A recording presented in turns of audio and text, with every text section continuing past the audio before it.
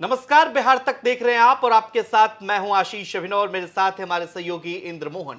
हम बिहार की उन चुनिंदा सीटों के बारे में बात कर रहे हैं जहां इस बार मुकाबला बेहद दिलचस्प होने वाला है, या फिर ऐसी सीटों पर जिस पर पूरे बिहार की नजर है, और एक सीट जिस पर सिर्फ बिहार ही नहीं अब देश की भी नजर है, विपक्षी पार्टियों की भी नजर है, और सबकी नजर इसलिए कि वहां से लालू प्रसाद के बड़े लाल तेज प्रताप यादव ने चुनाव लड़ने का ऐलान कर दिया है। परिवार और पार्टी से तो अलग हो ही चुके हैं तेज प्रताप, लेकिन क्या महुआ में कोई बड़ा कमाल कर पाएंगे? क्यों महुआ सीट ही तेज प्रताप चुन रहे हैं? क्या है महुआ का समीकरण और महुआ में किसका पलड़ा है भारी? इस वीडियो में हम आपको पूरा बताएंगे। सबसे पहला सवाल इंद्रमोहन सर, महुआ सीट हॉट सीट बन चुकी है। तेज प्रताप यादव ने अपने ही विधायक को पहले तो यह कहा था कि भाई हम यहां से चुनाव लड़ेंगे, परेशानी बढ़ा दी थी आरजेडी विधायक की। अब आरजेडी में है भी नहीं, तब भी परेशानी मुकेश रोशन की बढ़ रही है। बिल्कुल।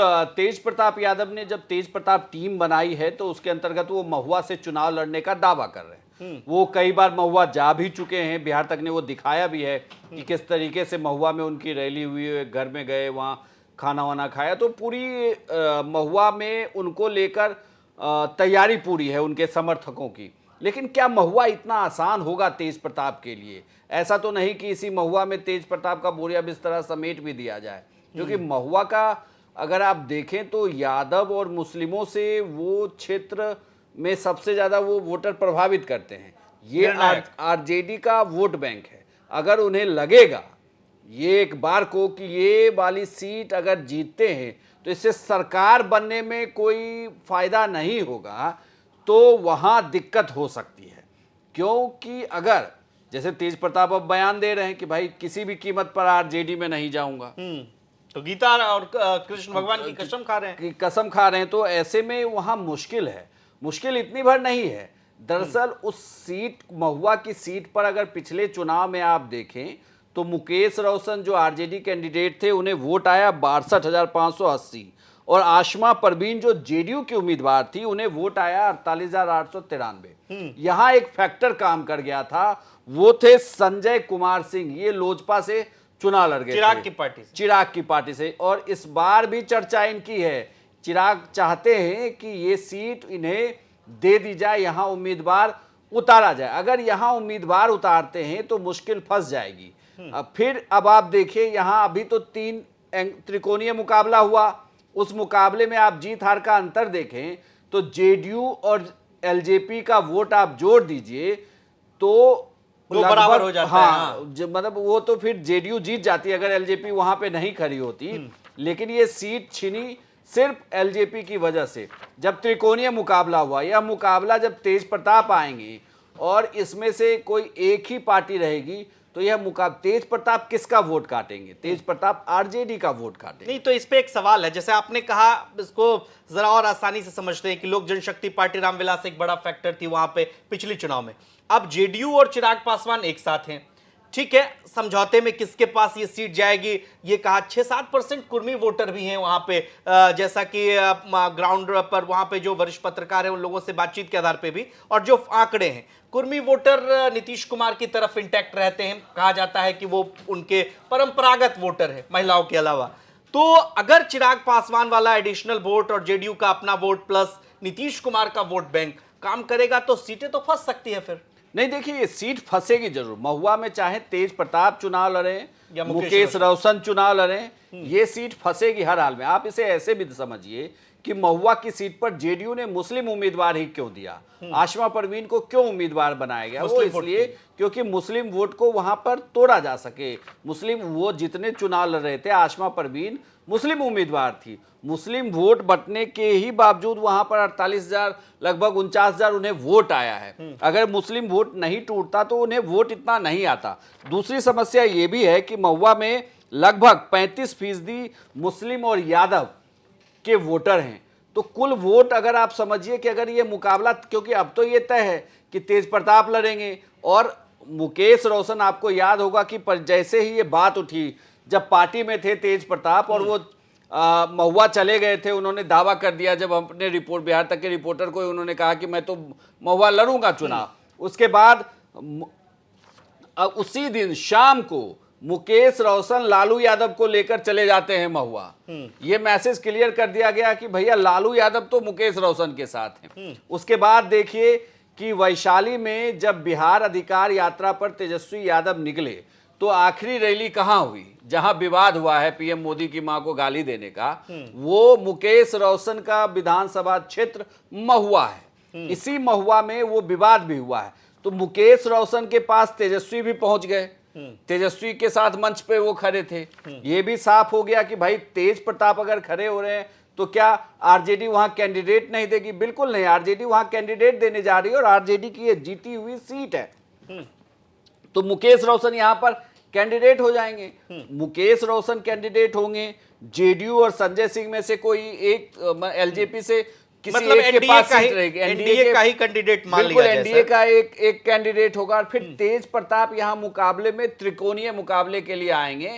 तेज प्रताप के कार्यकर्ता, चूंकि वो लालू परिवार के बेटे हैं, तो वो वोट काट लेंगे, लेकिन क्या वो इतना वोट काट लेंगे कि वो चुनाव जीत जाएंगे? इस पे सवाल उठेगा। लेकिन मैं आपको ये भी बता दूं कि महुआ के जितने हम कुछ कार्यकर्ताओं से मिले थे, अपने जब मैं पटना में था, वहां से हम महुआ की यात्रा की थी, तो उसमें तेज प्रताप को लेकर एक बज तो था कि तेज प्रताप आएंगे तो वो चुनाव जीत जाएंगे, मामला बहुत एक तरफा होगा। कुछ लोग तो कहते थे कि काम नहीं किया गया है, कुछ रास्ते को लेकर लोग बात कर रहे थे, कुछ बिजली उजली को लेकर भी बात कर रहे थे, जो स्ट्रीट लाइट होती है उसको लेकर बातचीत चल रही थी। लेकिन कुल मिलाकर देखा जाए तो लोग कह तो रहे थे कि बज है कि तेज प्रताप चुनाव में निकल जाएंगे। और उनके साथ जो सबसे पॉजिटिव बात यह है कि वो लालू यादव के बड़े बेटे हैं, तो इसका उनको फायदा होगा।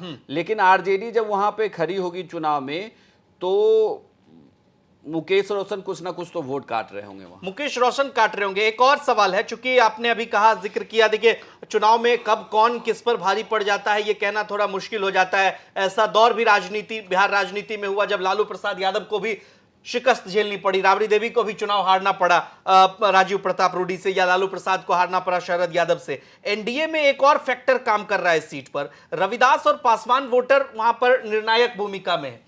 तो वो अगर चिराग पासवान के साथ जाते हैं और इस पर समझौता हो जाता है सीट एनडीए को लेकर के कि भाई एक ऐसा जिताऊ कैंडिडेट दे दिया जाए एनडीए की तरफ से जो या तो चिराग की पार्टी से हो या नीतीश कुमार की पार्टी से हो, वोट पे जैसा आप समझा रहे थे नीतीश कुमार का दावा ज्यादा है, तो ये फैक्टर अगर काम कर गया तो चिराग क्या तेज प्रताप के लिए ये सीटें तेज प्रताप के लिए भी फंस जाएगी, मुकेश रोशन के लिए भी फंस सकती है? नहीं, देखिए मैं वही कह रहा था कि तेज प्रताप जब चुनावी मैदान में होंगे तो तेज प्रताप मैक्सिमम वोट वहां के जीते हुए कैंडिडेट का काटेंगे। वो भी यादव का वोट काटेंगे, बिल्कुल, वो भी मुस्लिम का वोट चाह रहे होंगे काटने के लिए। जो वहां निर्णायक वोट में है वो कटेगा।